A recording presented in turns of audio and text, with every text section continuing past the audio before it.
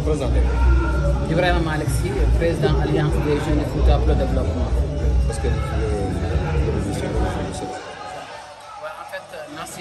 Tout d'abord, c'est une journée pour faire un lancement officiel de nos activités. Comme à l'accoutumée, chaque année, on se retrouve à la veille du départ sur Fouta pour faire un point de presse, pour inciter et inviter à la jeunesse, surtout à les conscientiser par rapport aux défis auxquels on fait face. Actuellement, nous sommes en train de préparer la caravane à 18e édition des jeunes du Fouta pour le développement et que le thème de cette année porte sur l'agriculture intégrée comme solution face à l'immigration clandestine. Quelle peut être la solution des jeunes par rapport à ce fléau qui fait enterrer des jeunes qui enterrent dans la mer, des jeunes qui se donnent à la mer et qui donnent à la mort face à des défis par rapport à l'Eldorado. Donc comment faire également, avec beaucoup de potentialités que nous avons actuellement, comment faire pour inviter les jeunes à exploiter ces potentialités et à rester chez soi-même, travailler dignement et arriver franchement à atteindre l'objectif visé. Donc c'est l'objectif de cette année par rapport à la caravane. Et cette caravane, nous sommes en 18e édition. Et chaque année, on intervient dans 3 volets: éducation, santé et environnement. Et cette année également, nous comptons commencer dès demain à Matam par une conférence sur l'entrepreneuriat des femmes. Comment porter des financements à des femmes, qu'elles aient plus d'autonomie par rapport au quotidien. Parce qu'on sait que ce n'est pas facile de faire face à cette situation. En plus également de cela, nous serons sur Kerhamou Samassa pour remettre des dons, entre autres des vivres pour le Dara, avant d'acheminer la caravane dans le département de Matam et dans le département de Podor. Et cette année également, il faut le dire, le parrain de cette édition est le doyen Abdelrahmane, qui nous recevait chaque année à Podor.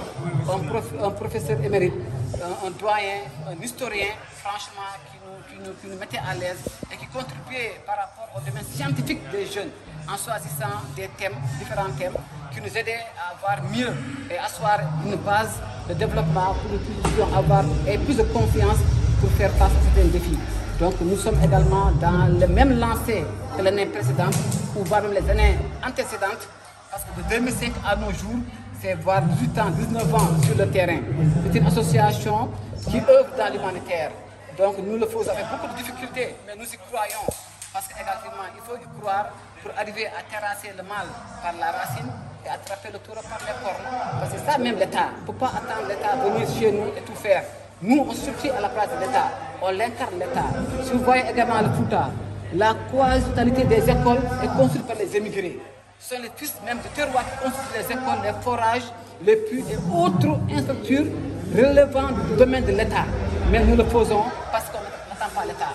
Maintenant, l'État d'affecter du personnel médical dans le domaine de la santé, surtout que les hôpitaux ou les cas de santé seront construits. Et nous faisons appel à cette nouvelle équipe gouvernementale de veiller sur la jeunesse, de veiller également sur les populations les plus déshéritées. Avec tout ce que vous avez promis, franchement, il est temps à ce que la jeunesse puisse avoir une base solide et confiante par rapport aux défis qu'ils ont, le développement harmonieux, le développement du terroir et le développement de la localité. Donc c'est une invitation et un appel à l'endroit de ceux qui nous dirigent actuellement et qui ne regardent pas les jeunes par rapport à certains œils, comme quoi ce sont des politiciens peut-être déguisés, mais tel n'est pas le cas. Mais nous sommes des jeunes, et puis je dis tout de suite, avant votre arrivée, l'association des jeunes de Fouta a précédé 2 régimes. Le régime de Macky et celui de Diomaye. Parce que né en 2005 et eux c'est restant. Donc il faut dire qu'ils nous ont trouvés sur place. Il ne faut pas essayer de planer, classer ou bien d'indexer les jeunes étant peut-être des politiciens déguisés. Il faut qu'ils viennent nous appuyer, nous renforcer et ensemble travailler pour le développement local. C'est ça même le développement. Le développement, chacun doit s'activer au niveau de sa localité, de son terroir, de son milieu, là où tu mènes ta vie quotidienne. Donc encore une fois, nous les invitons à penser à ces jeunes. Nous les invitons à penser à ces femmes du monde rural. Nous les invitons de penser à ceux qui font des kilomètres pour avoir de l'eau chez nous, qui sont fatigués, et même des kilomètres pour avoir des écoles. Et enfin, nous puissions également mettre à côté les abris provisoires. Jusqu'à présent, chez nous, il y a des abris provisoires. Donc, au XXIe siècle, et qu'on dit également un pays en émergence, mais le développement, c'est seulement au niveau central. Mais dans les coins et recoins les plus reculés du Sénégal, on ne voit rien du tout. Du point de vue des infrastructures sanitaires, du point de vue des infrastructures environnementales et effectivement sociales et scolaires. Donc, il faut que les gens puissent aider la population les plus reculées du Fouta ou bien ailleurs au Sénégal. Ça peut être un exemple en Casamance, ça peut être un exemple dans le bassin Anasidie. Et je dis chaque fois, il faut que les jeunes d'autres localités essaient de voir comment les jeunes de Fouta arrivent à organiser chaque année cette caravane, tellement lourde. Vraiment, il y a beaucoup de difficultés auxquelles on fait face, mais alhamdoulilah, avec ça, on arrive à soulever la montagne avec le courage et l'amour de se donner en soi-même pour le développement.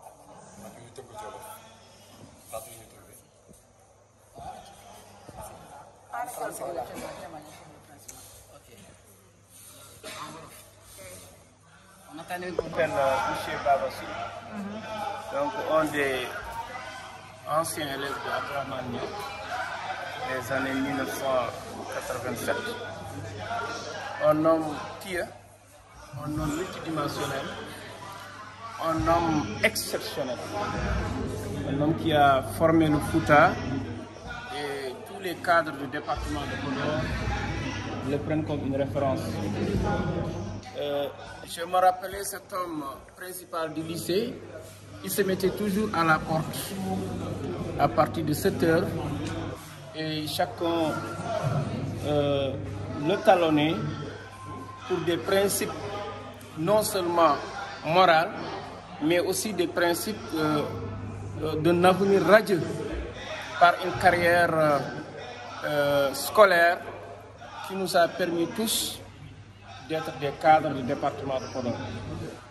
Sur ce, du côté religieux, moi qui vous parle, je suis le président du mouvement oumarien pour l'humanisme. Il était l'homme de repère qui nous guidait sur les traces de l'Hajj Oumar Foutiyou Tall, qui nous enseignait nos ancêtres et qui nous faisait voir clair ce que nous devons être, tel que la suite de nos formations morales, spirituelles et temporelles. Abdrahman Niang était le tampon. Abdrahman Niang avait une ambition pour le département de Podor, de la ériger en région. Nous avons lutté dans ce sens profondément. Moi qui vous parle, je suis le secrétaire général même de cette mission quand Abdrahman Niang était un pilier, conseiller talentueux de tous les jours pour nous dire que si Dieu me donne la chance que Podor soit érigé en une région, je crois que ma mission est terminée.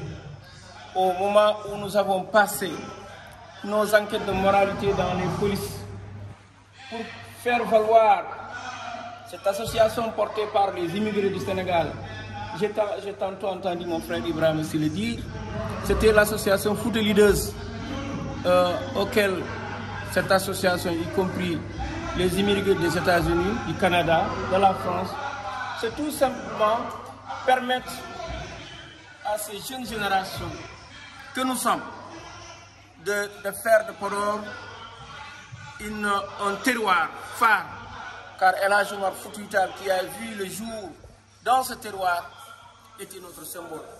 Et Abdrahman Niang, Dieu nous l'a arraché au moment où il n'y croyait pas. Et ma foi à cet homme, c'est immense. Mon témoignage, c'est incommensurable. J'ai fait Podor, mon cycle du collège, et je fus parmi les premiers de ce département. J'étais un homme effacé et j'adorais El Hadj Baba Ndiong.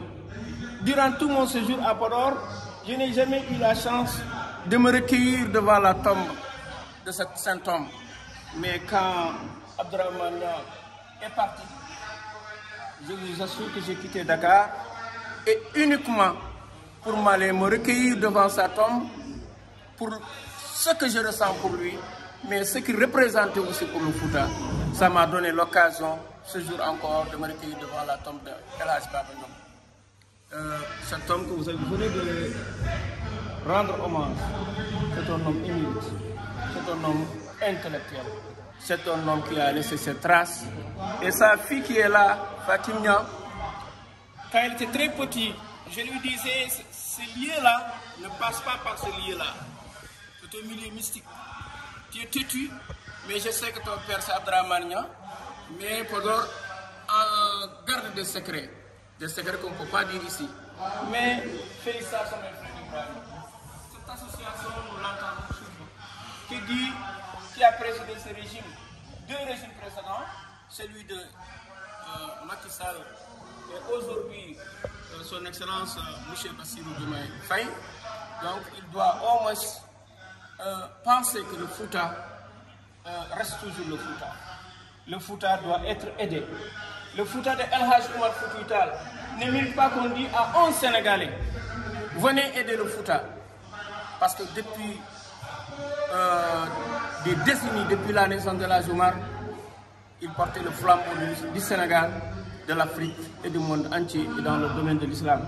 Si aujourd'hui nous voyons nos frères qui nous emboîtent dans cette mission, nous ne faisons que de les encourager et que ce que nous avons toujours attendu comme réussite, peut-être qu'Allah le Tout-Puissant pourra leur donner l'occasion donc d'accomplir la mission que Abdrahmane Niang a déjà bâtie des années sur la vision dirigée Podor en région. Et je crois que c'est possible parce que la région et le département aujourd'hui a de grands intellectuels. Nous tendons la main à toute sa population, sans exception, et le combat toujours continue. Nous restons ce que nous serons et à l'image de toutes les régions du Sénégal. Et voilà ce que j'ai à dire. Mais je vous rappelle que je vous dis tout simplement, l'homme m'a marqué. Et ce que je suis devenu aujourd'hui, c'est grâce à Abdrahmane Niang. Je vous remercie.